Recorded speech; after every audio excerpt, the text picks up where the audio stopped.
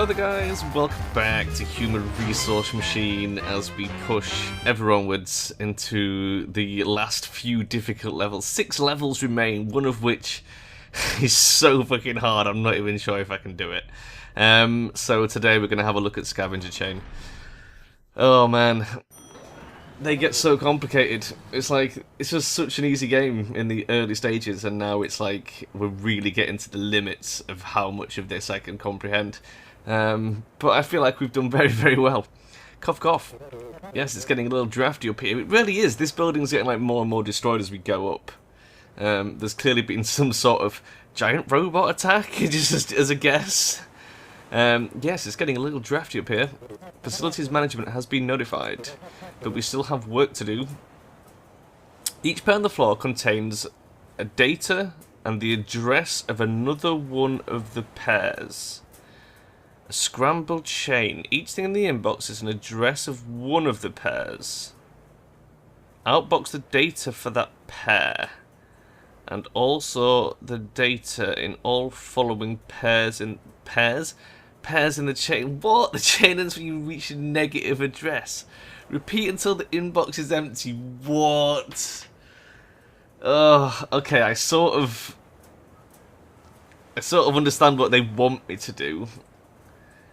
So we get 0 out of the inbox. That means we outbox an E and then an S and then a. So that's 3, so that would be C. So we outbox the word until we hit a negative.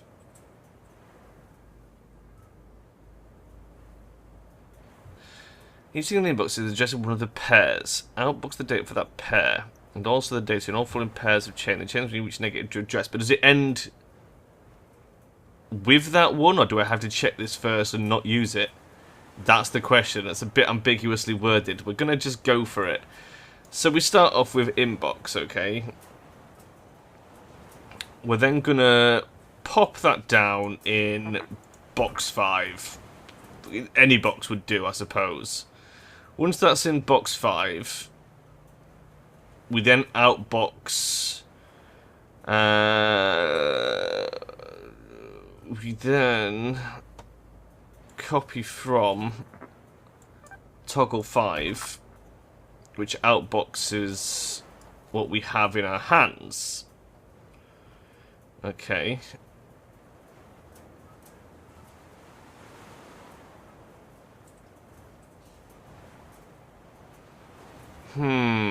But we are going to need to check these, are we not, to avoid hitting a negative.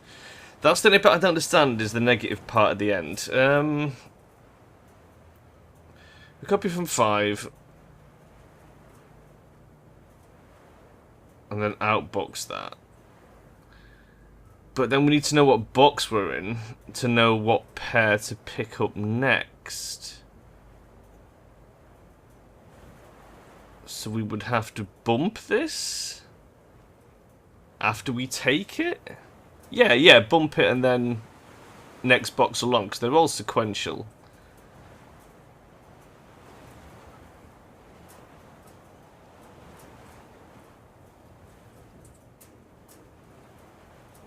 Oh, and then we could, if 0 statement when we bump it, maybe? Would that work? Would that tell us where the end is? I reckon it might do. Copy it to 5. Take it. Outbox it. Bump.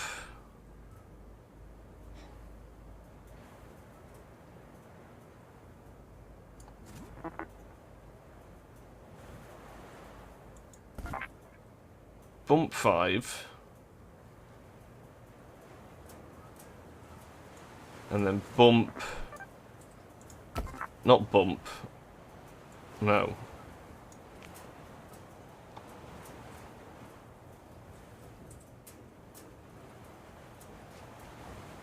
No, we're just going to have to copy from to check if it's negative, aren't we? Or are we? What the fuck? How? 5 is now 1. So if I go... That's going to tell us what box to go to. So what we need to do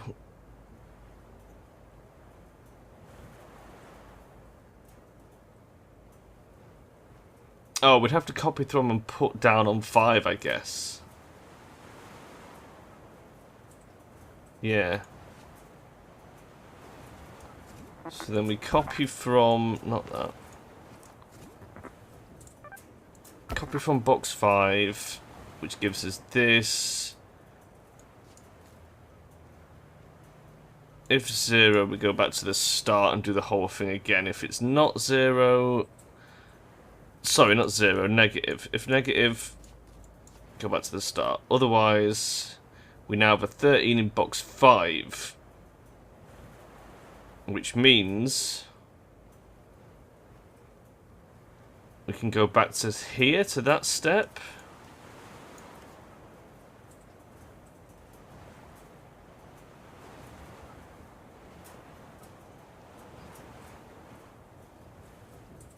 Was that it? That seems really easy. That can't be it. Let's just see where it goes wrong. Oh, I see. He outboxed it. That's not right.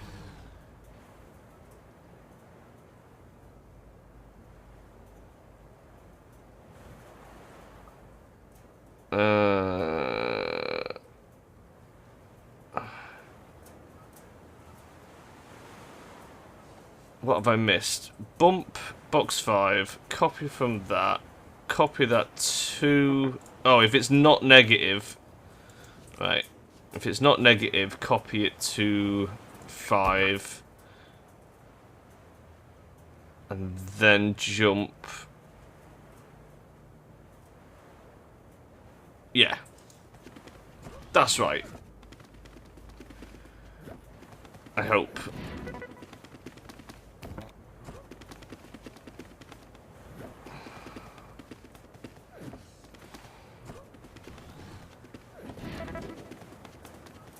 This seems way too easy. It's gonna fuck up. This negative thing is the thing that's gonna kill us. I mean, that extra step is worthless, and yet it seems fine.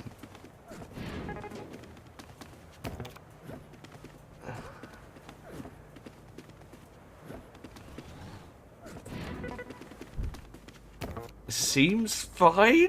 I mean, it just seems too easy. It seems like it's ape escape. Oh my god, it's gonna spell ape escape. Fuck me. I feel like I'm gonna get to the end and she's gonna pull her usual trick of going, "Oh yes, well that works fine for that solution, but what about this?" And they just whip out another one that's just completely fucked. That wind is loud compared to the rest of the in-game sound, by the way. Sorry about that. Can't really do a lot about it. That was it, apparently. Oh, we were so close. We did have that extraneous command that I could probably have figured out how to remove it. But we got the speed challenge on it, so that's fine. Did the exact speed solution. Holy shit, I was not expecting to just stomp through that one. I guess we'll try the re-coordinator then. Oh god, okay. Pawn to b6. Oh, alright, okay. And check. And mate. Yes, I win again. I find the game is most enjoyable when playing against the best player I know. Myself. You should be the inbox as an address of a tile on the floor. Send to the outbox the coordinates of that tile. Column first, row second.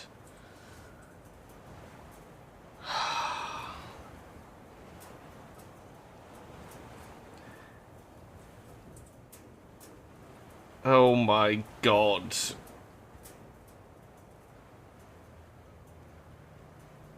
Oh my god.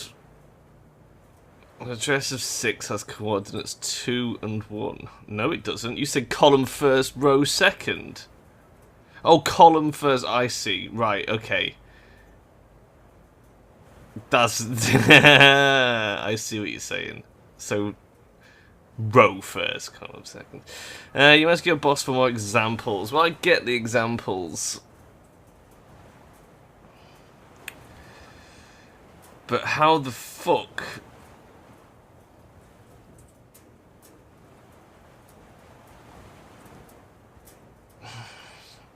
How the fuck? Our guy's got no way of reading these rows, that's the thing.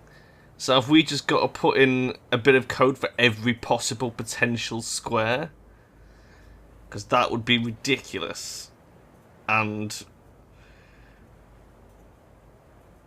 pretty much impossible.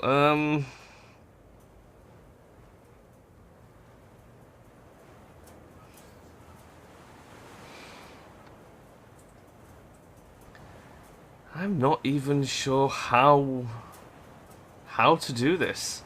How to even begin to do this. So we pick up an 11 from the outbox, okay? We've got an 11 in our hands. Big deal. What good is that to us? I mean, obviously the answer is 3-2, but how do we work that? How do we code that? How do we code that? I don't know. He's got no way of knowing what this is. I mean, we could put it down and then... But then it just shows us a... Or do we put it in every single... Because we could put it in 0, and from there we could put it in 11, which means we then know... We've got a sort of a range of things. But how does that help us? How does that help us? Because we've got no way of filling in the gaps. Unless we bump the number down and fill in all the gaps until we hit 0 again. Which would give us like 11 numbers in a box. So that would tell us nothing.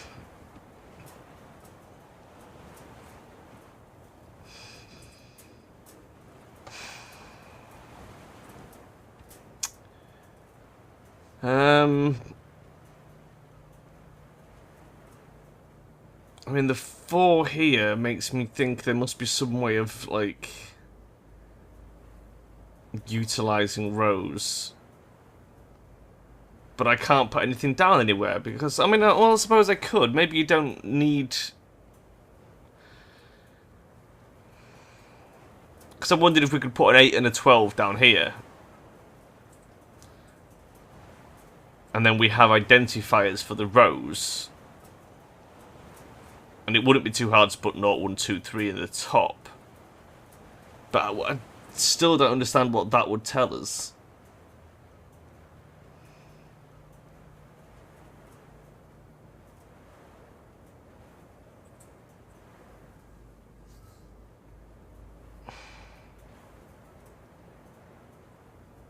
Am I overthinking this? I mean, how do we translate what we've got to these numbers here? That's what I don't understand. How do we involve these in our code in any way, shape or form? We can't, can we? Only by our own translation efforts. So we need some sort of formula? Some way of identifying, okay, this number belongs in row 2 because 8. And column 3 because 3. Yeah? No?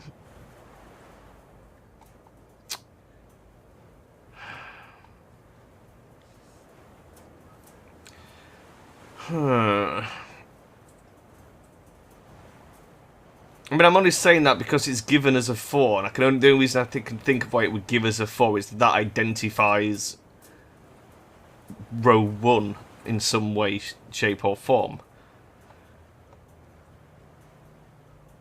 But then it's not like we can do if 4 output a 1. We can't do that. I mean, we could divide our number by 4. which would give us a which would give us a 2 anyway, so that's no fucking good. There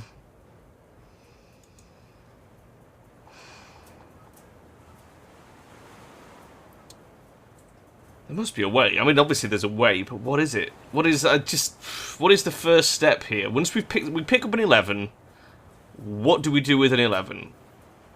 What use is the number in the box? It identifies a number on the board. How do we connect those two? We put it in box 0, and that allows us to put it in box 11. Okay. What use is that? It doesn't give us any information. It allows us to bump it down and fill up all boxes. That's the thing we can do.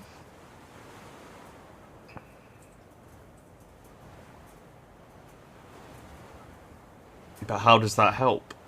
How does knowing what... Because that still doesn't tell us what the number is.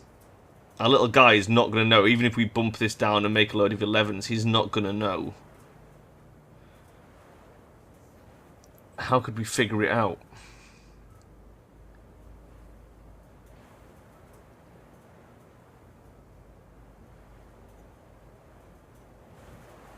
If we bumped it down, we would have...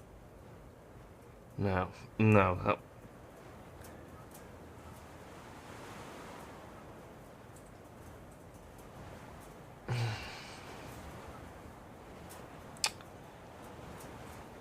If we have the 11 and we have all the other numbers, what could we do? We could do... We have access to adding and subtracting. How could we use that?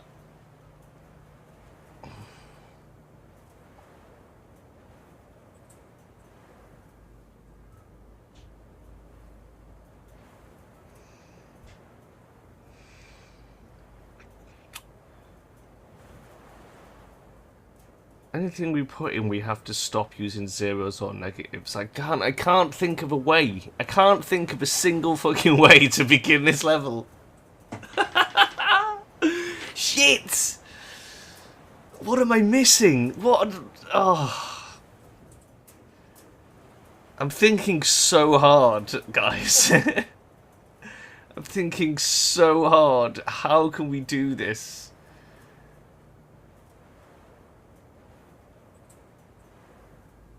I mean, all we have at our disposal is the ability to add, subtract, and identify zeros and negatives.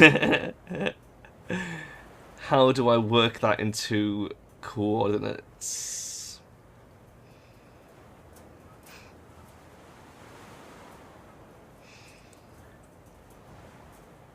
I'm just fucking staring at it. I'm just sort of staring at it, waiting for that little hit of inspiration. That little moment, the penny. Dangling, just waiting to drop.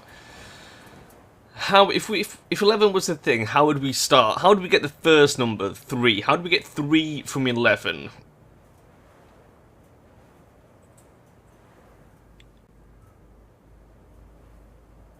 We've got no way of counting columns or rows.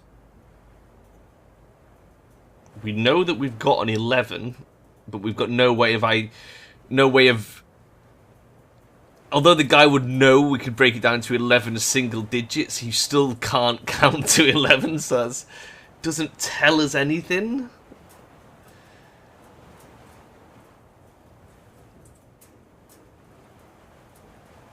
Is there a way we could translate it into binary, maybe? Is that a thing?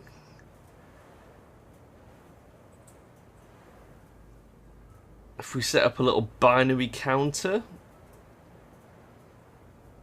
how many digits would we need for a binary counter using the bump mechanics? Is that something we could do? And then just have an output table for every possible combination and then just read it as a binary number? Shit. I mean, that's... Oh god, that's probably doable, but it's going to take fucking hours to code that in. I think that might be a bit too extreme. We could do it. We could make a binary calculator.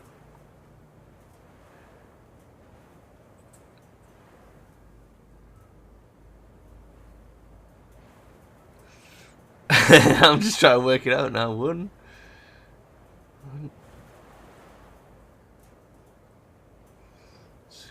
4, 8, 12, 6. You need 6 digits to be able to calculate all the as for a 16, you know.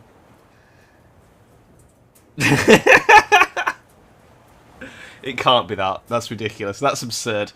I don't even want to attempt that because it would be so fucking difficult. There's got to be an easier way. Guys, I'm so stuck. I can't do the offshoot level. I can't do the main level. Help. Help me, plus. I don't know what else to do. I might have to run this one by Valerius and see what he says, see if he's got any hints that can put me on the right track, because, oh my god, I mean, that's... Because my only plan, the only way I can think of doing this, is writing our number down as a 16-bit... I mean, can we even do that? Can we even translate it to a binary number? I don't know if we can. But if we could translate it to a binary number... and then just have an output table for every possible binary number, because then we can use the 0 checks to basically go to skip sections of the output table until we hit a 1 and then output it. Maybe that would work. It would be really weird though, and it would be very, very time consuming. It's not right. It's not right. It's a ridiculous one. There's an easier way of doing it. Tell me what it is, guys. Plus. Tell me. Shit! We got so far. And now I'm stuck on both of these goddamn levels. Right, okay. I'm going to have to leave it there, guys. I'm very sorry. But I'm just not smart enough to get beyond this without a little help. And that's, you know, that's one of the lessons of life right there. It's like, your own brains only get you so far. You know? You'll always find moments in life where it's pretty good to get somebody to give you a hand. And then you can get even further. So there we go. I'm going to leave it there, guys. I'll see you next time. Bye-bye.